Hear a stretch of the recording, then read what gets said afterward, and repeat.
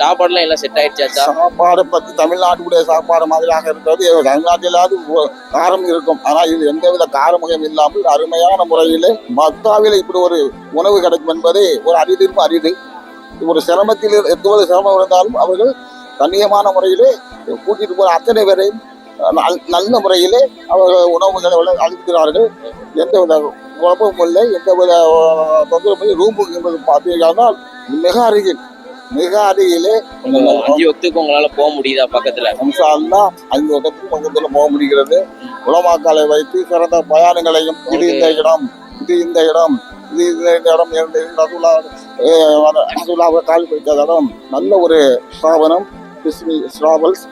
இன்ஷா அல்லாஹ் கடலூர் மாத்திரமல்ல அவர்கள் பிராஜிலிருந்து மயிலாடுதுறையிலிருந்து மற்றும் திருப்பூர் மற்றும் பல இடங்களில் இருந்து வந்திருக்கிறார்கள். கடலூர் எங்கே இருக்கிறது, மயிலாடுதுறை எங்கே இருக்கிறது, பல நம்மளுடைய வீடியோ பார்த்து தான் வராங்க.